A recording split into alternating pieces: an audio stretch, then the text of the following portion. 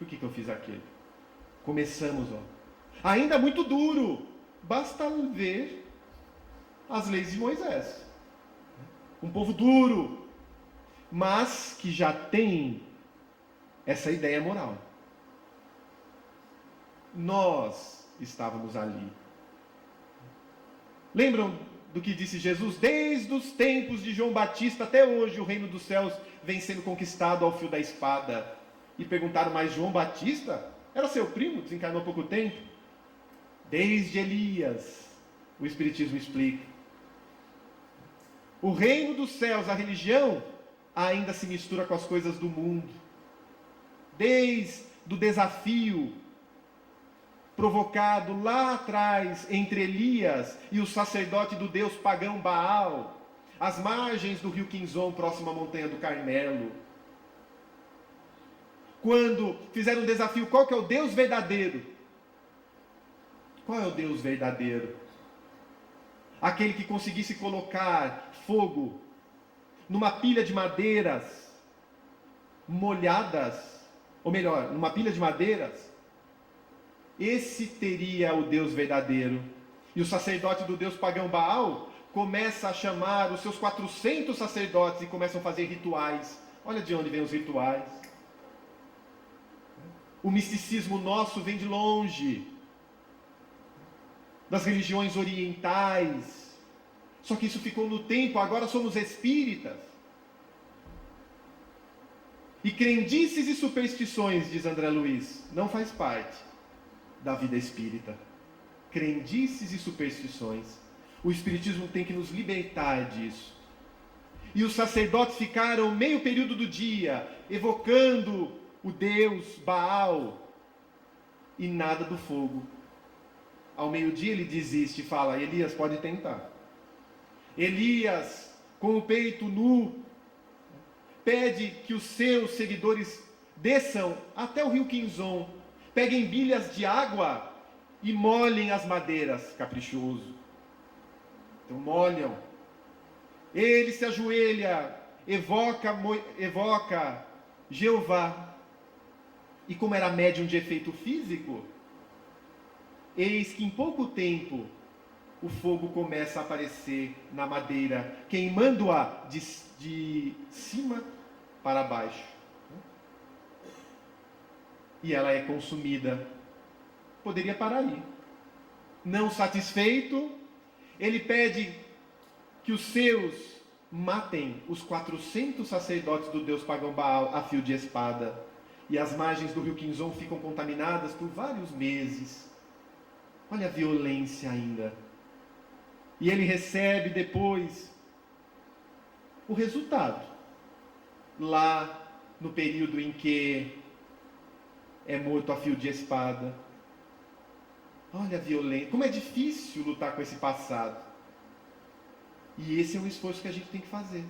Está muito forte ainda esse homem velho.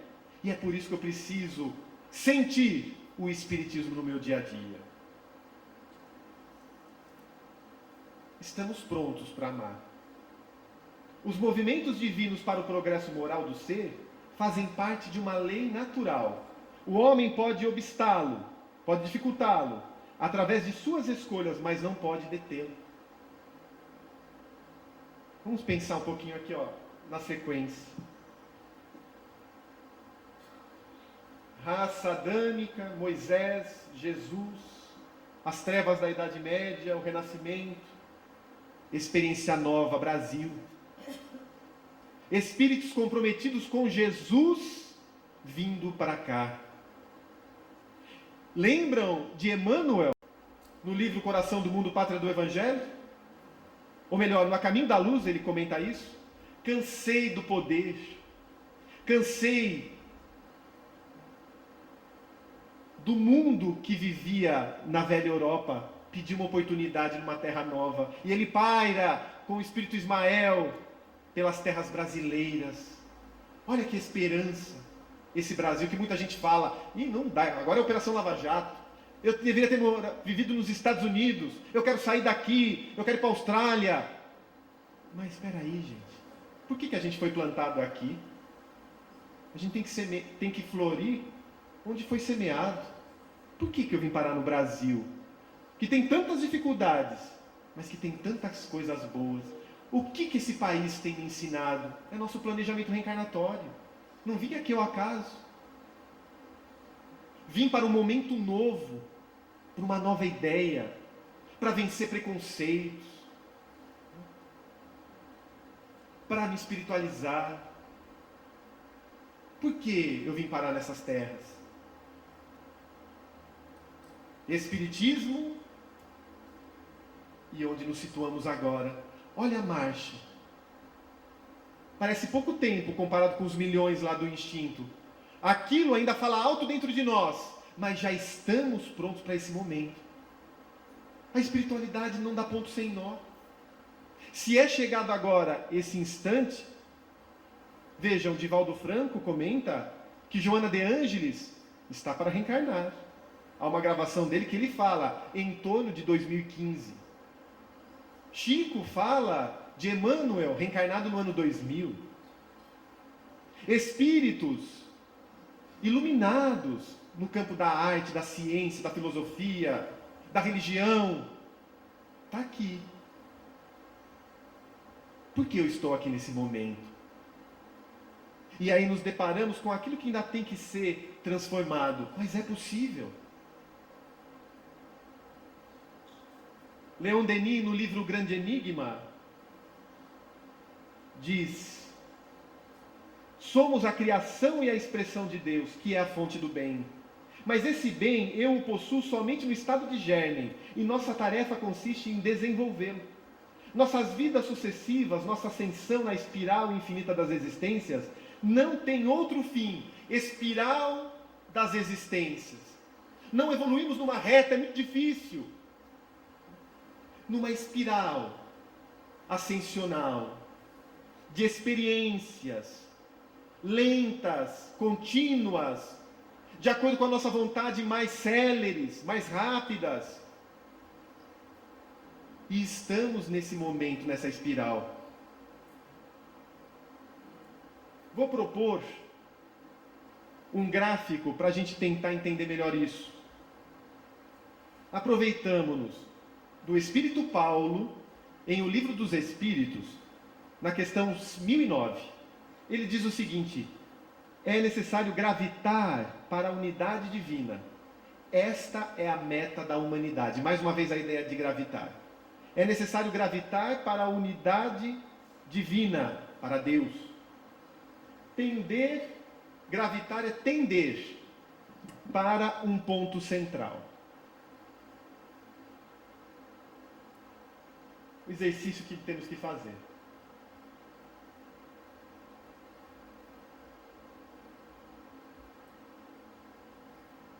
Nossa meta. Qual o objetivo nosso? Objetivo como espírito. Porque estamos na Terra, estamos evoluindo para Deus. A perfeição relativa é nossa. Já imaginaram que Deus nunca para de criar? Desde tempos que a gente não consegue conceber, Ele vem criando espíritos para que através dessas experiências chegue onde? Nessa perfeição, seja feliz. Então Ele nunca vai ter um ponto de estagnação, porque sendo Deus a perfeição total, sempre teremos coisas a aprender, a avançar. Essa força então divina, ela vai nos atraindo, para vivenciar o quê? Se a força é divina, verdade, amor, o belo, o superior. Olha o que ela faz. Por isso que, quando não buscamos essa força, nos frustramos, ficamos doentes. Temos que voltar.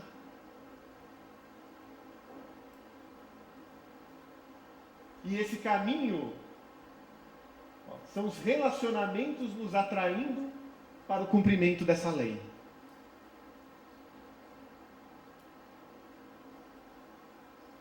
Dentro disso, cada um tem o seu planejamento individual. Vai ficar mais claro.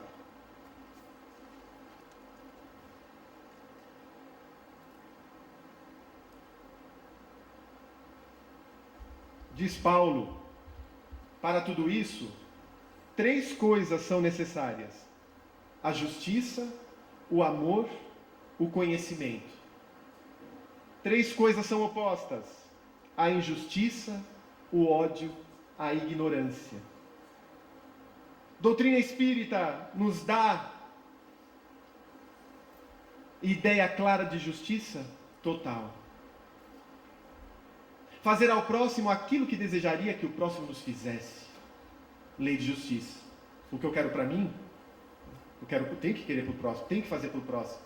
O que é bom para mim, é bom para o próximo nesse sentido. Se eu desviar isso, e a consequência? Amor. Eu amo.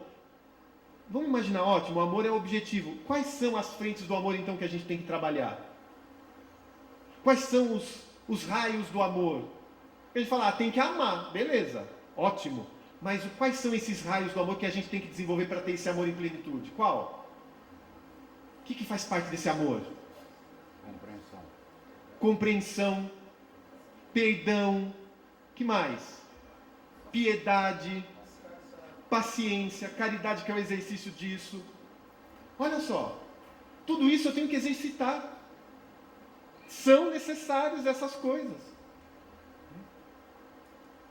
Piedade, olha, falaram, que importante isso.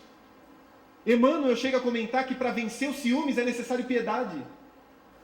E eu falava, mas o que tem a ver? Ciúmes com piedade. Ciúmes de uma pessoa. Isso é meu. Essa pessoa é minha. Tenho ciúmes. A piedade é o sentimento que faz com que a gente se coloque no lugar do outro. E mesmo não conseguindo resolver o que o outro está passando, o que eu posso fazer para ajudar? Vamos visitar um enfermo. O que a gente está trabalhando? Piedade. Ontem, vou contar porque foi há pouco tempo. O grupo do A Caminho da Luz faz visitas nos sábados à tarde. Das 3 às 3h30, das 3h40, o Evangelho no Lar. E sempre tem aquelas pessoas que não podem ir à casa espírita e pedem a visita para receber uma prece, né, para participar ali.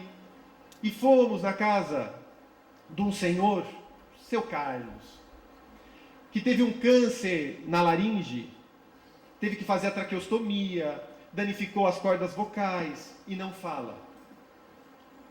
Posteriormente, o câncer surgiu agora nessa região do pescoço. E ele está fazendo a radioterapia aqui em Campinas. O tumor diminuiu. Mas quando chegamos ali, é um aprendizado para a gente. Ele bebe o Evangelho. Ele não pode ir no centro. Faz a rádio, é debilitado, anda com sonda. Mas como ele não fala, ele toma de uma prancheta e escreve o que ele precisa. O boa tarde. E ele toma ali. E anota. Quando abre o Evangelho, anota também o texto que caiu, porque ele estuda o texto depois. E aí a gente fica pensando, como eu estou usando a minha fala? Que coragem tem esse homem? E eles me contaram ontem que chegaram para fazer radioterapia, tinha uma senhora chorando, triste. E eles foram até lá e a esposa, que é um pilar de força, foi consolar aquela senhora para que ela tivesse esperança. Rodrigo, eu falei isso, falei aquilo. Né? A gente também sofre, mas eu falei para ele. Como tem gente que sofre mais que nós. Isso porque ele já está numa situação difícil. Quantas vezes nós não passamos por certas ilusões, a gente não consegue enxergar isso. Reclama. Eu só tenho 3 calças jeans e essa aqui está ficando desbotada. Ô vida! Né? Trabalhar de novo, hoje é segunda. Quem dera se ele pudesse estar trabalhando ativo. Olha, mas essa pessoa vem em casa de domingo e fala tanto, eu saio com o ouvido. Outros querendo falar. Outros querendo simplesmente ouvir alguma coisa pela surdez. A piedade trabalha isso, ó. A gente vai amolecendo. É um trabalho ótimo para quem é duro. Aquelas pessoas que falam assim, eu não sou muito sentimentalista, sou duro. Começa a trabalhar isso. Está desenvolvendo um sentimento que faz parte do amor. Às vezes, para quebrar isso, o que precisa? Essa dureza. Que ele passe pela dor. Aí é mais difícil, a gente vai ver. A reencarnação não é um castigo onde eu venho pagar com sofrimento erros do passado. A reencarnação é a oportunidade divina de retomar o trabalho de construção do amor, do belo e da verdade que abandonei no passado. Olha só, Deus não castiga, não pune, ama. E amando, o que ele faz? Abre oportunidades. Abre oportunidades. Vai lá, acerta, modifica, reconstrói, trabalha de novo, refaz o passo, muda. Agora eu pergunto, sabemos o que temos que mudar? Ou a gente vai voltar à espiritualidade e vai se deparar de novo com o nosso mentor e com os amigos espirituais e falando o que precisava acertar, você não acertou.